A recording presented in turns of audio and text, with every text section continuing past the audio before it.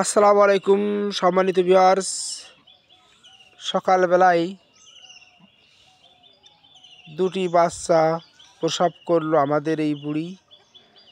কোনো রকম অপারেশন এবং ধাত্রী ছাড়াই নিজেই দুটি বাচ্চার জননী হলেন আমাদের এই বুড়ি।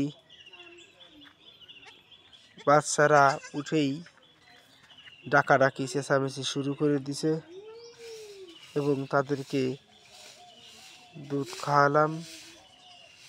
একটুখানি আগেই তারা উঠতে পারতেছিল, এখন নিজেই উঠে দৌড়াদৌড়ি করতেছে।